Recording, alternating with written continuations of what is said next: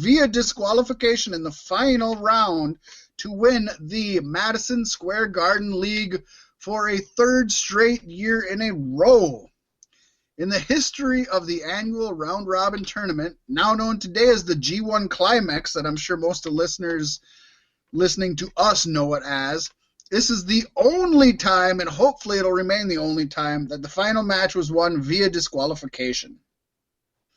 If you're curious how the entire tournament turned out, well, the final standings for that tournament were Antonio Inoki at 39 points, Stan Hansen at 38 points, Tiger Jeet Singh at 37 points, Hulk Hogan 36 points, Seiji Sakaguchi at 33 points, Tatsumi Fujinami at 29 points, Riki Chosu 16 points, Bobby Duncombe 14 points, Sergeant Slaughter, a real American hero, G.I. Joe, only got 12 points.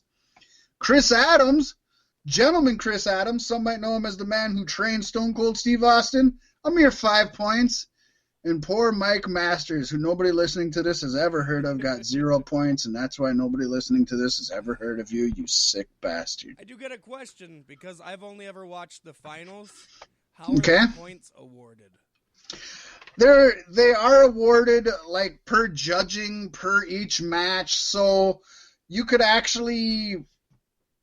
win a match and not get the most points out of a match. It's very if you've ever gone to a actual amateur wrestling round robin tournament, the points are made to be very similar to that, and I don't know if you know anything about that, but No. So basically you get an X amount of points for a takedown, X amount of points for being in the control the whole time, X amount of points for strikes, X amount of points for a win. You get X amount of points for X amount of things. I gotcha. So in all honesty, you can have the most points but not be the winner. The top 2 pointists go into the finals, but you can have less points than your rival or than who you're facing and still win. If that makes sense. I mean, sure. The points get you there, get you to the top 2, Yeah. but then you have to win. You know what I mean? Yeah.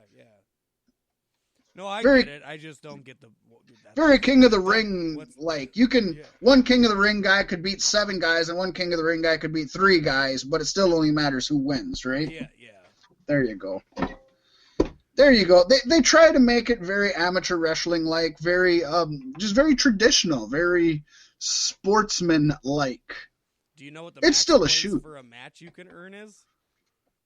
I do not, and that's actually a really good question. That's something worth me looking into, because now I'm curious. What's the most somebody could have? Probably more than 39. From one match, though? That's what I'm talking about. Oh, one match? A single match. Yeah, what's the most? Oh, I don't think there is I can't imagine there is a cap on how much you can earn. Like I said, there's X amount for takedown, X amount for strikes, X amount for being in control. I mean, if you did 17 takedowns right at the beginning, there's 17 times whatever a takedown is worth right there. What the fuck did Mike Masters do then? Mike Masters did he lost. That's what Mike Masters did. He lost. What, 0 points? What, he just lay down? He lost. He lost, Pasty. What did Mike Masters do? He lost. I'm losing my mind here trying to figure this all out. I might have to tune into the next G1 Climax. I'll tell you this. He did less than Sergeant Slaughter.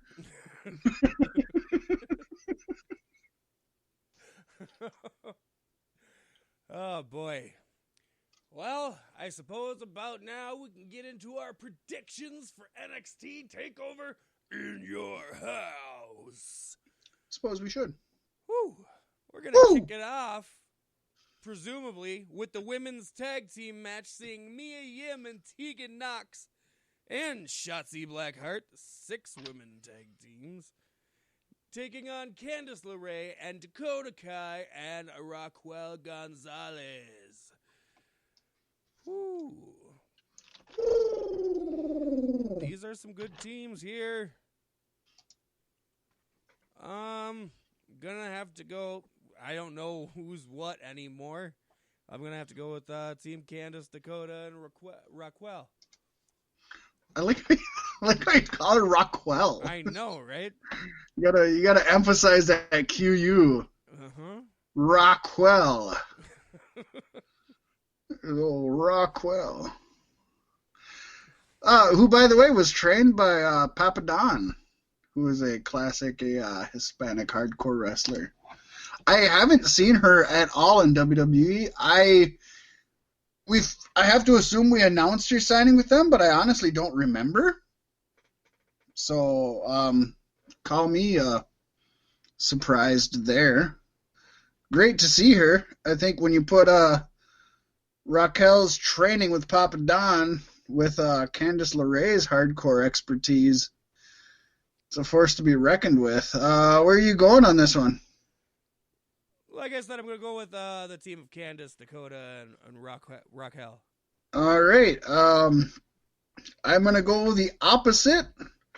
I'm going to go more of the, I'll say more of the veterans, although Candice LeRae sure is a veteran by far. Tegan Knox, not so much. But Mia Yim, Shotzi Blackheart. I got a thing for the Blasian, and I got a thing for Shotzi. Tegan Knox, I like her. But they're all great.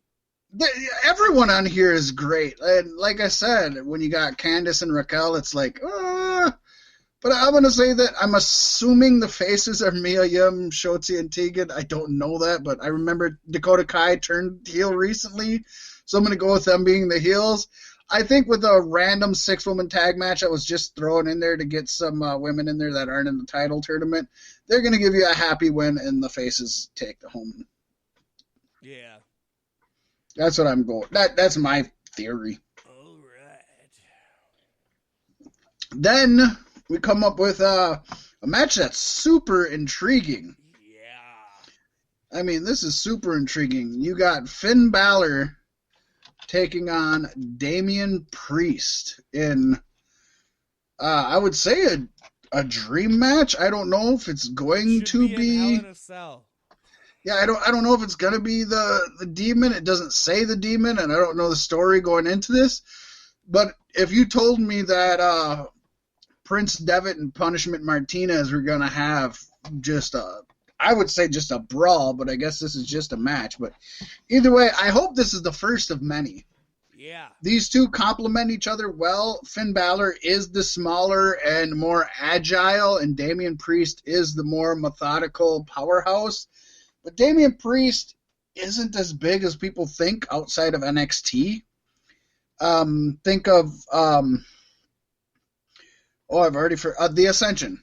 Think of the Ascension. They used to, you thought they were the big dominant powerhouse tag team, and then they came to the main roster and they were small guys. Damian Priest isn't as huge as you'd like to think he is. And Finn Balor has the experience. I'm going Finn Balor. I'm going with the experience. I think he's gonna teach Damian a lesson, but I'm hoping this is the first of a few, or I don't know if it's even the first, but let's say the first of the few pay-per-view matches, or whatever you call them, special matches. I definitely see a strong future for these two. It almost makes me wish Aleister Black was still in NXT. Oh, yeah. He always could. This is a super tough call because either guy could win. I think Damian Priest is new and fresh and ready, and I think if you're gonna build up a killer, you gotta build him up to kill. I think I'm gonna go with Priest on this one. I still want to see more matches out of these guys. Don't get me wrong, but it makes more sense for Balor to lose the first one and be the small guy trying to get redemption as the underdog.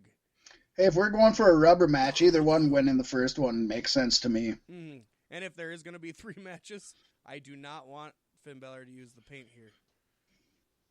It could be part of the reason he lost, He still has... Oh, yeah, not until the third match or something. Yeah. Or, I mean, I don't want Damian Priest to be the first one, but it would be a big kudos if the second match he busted out the Demon and Damian beat him, because as far as I know, the Demon's still undefeated. I think so. If that's even still a gimmick anymore, I don't know that it is. Like I said, he hasn't used it at all since the Wyatt match was supposed to happen and got canceled. Yeah, so That'll be interesting. That would be something cool. Then we have Tommaso Ciampa versus Karrion Kross. And God, that match should just be smashed with the match before it, because that would be a hell of a lot of fun. Oh, God. Karrion Kross is also very new and very, very exciting. Tommaso Ciampa's daddy, and he's home. So, fuck, this is a hard one. I don't know much about Karrion Kross. Killer Kross, if you remember much of Killer Kross, yeah. I didn't see a whole lot of him though either. Before he got called up to WWE. So I gotta go with, I don't know. I feel like I'm going against Karrion Kross is probably gonna beat Ciampa up. Plus he's got the added of having a manager and God, what's her nuts? Who's his manager? The one that came from Impact. She's female. Scarlett. Scarlett DeVoe. Bordeaux. Yeah. Bordeaux. Yeah. Yes. Oh, okay. So I think that would come into play a little bit. Yeah, Karrion makes sense.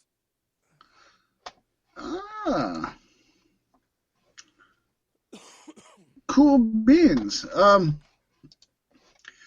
I guess I didn't remember her being with him. I probably knew it, but I don't remember her being with him. But that's awesome. I watched the entrance when they debuted, and she was syncing his theme music, and it looked pretty bad, but it worked. I guess. Yeah, I mean, hey, when you got a Jimmy Jacobs and Truth Martini behind you, she's got to be a good talker. You know what I mean? I've seen her a little bit in Impact, and her in-ring work isn't the greatest, but for sure, I'm going Karrion Kross. To me, this is a matchup between the not quite. Just me personally, like to me, Ciampa has never been not quite all the way down to the Ring of Honor days when they were pushing him as a main guy. I was like, not quite. And then when they did DIY, I was like, Johnny Gargano. God, I've been sucking his dick for years. Tommaso Ciampa, not quite. And even when he was champion, to me, it was just like not quite. And Killer Kross, from his time in Ring of Honor and Impact Wrestling and everything, I haven't seen him much at all in NXT, but he's a big dude, but he's just always been not quite with me. So it's basically a flip of the coin, and Killer Kross is the new guy, and Ciampa seems to have had his moment in the sun, and if he doesn't move up to the main roster, I think he's just putting guys over down here. So put over Karrion Kross, buddy. Yeah. My only gripe is Tommaso has wore on his body so much just from being in NXT alone. I don't know his career beforehand, but I just want to see him be used while he still can be, you know? In all honesty, NXT has probably gotten the most out of him ever. He's had good matches outside, but I think NXT, he's put his most into that. So I would agree with you. I think he's put his body on the line major for NXT. I'll give you that. Mm-hmm. Up next, we have North American Championship, the Keith Lee versus Mr. Wrestling Johnny Gargano. God, this is going to be a really fun one, too. I mean, not much for me to say here other than in the last match, I talked about how long I've been sucking Gargano's dick. I'm going Gargano. Man, Keith Lee has done nothing but impress me since he showed up, but his best matches have been with Dominik Dijakovic, and that's because they're two men of kind of equal stature. I mean, they're built differently, they throw their weight differently, but they work together beautifully. I have some worries about that, but I gotta go with my boy Keith Lee. Retaining, keeping it, and I want to see Keith Lee versus Velveteen Dream. That's the match I want. That sounds good. And just to let you know, Pasty, they actually, these two, Keith Lee especially, but both of these guys got discovered from WWE from their series of matches on the indies. Keith Lee versus Donovan Dijak. which I still like that name better just because it's easier to fucking say. But we all know Vince is going to cut it to one word by the time he gets to the main roster anyway. I like how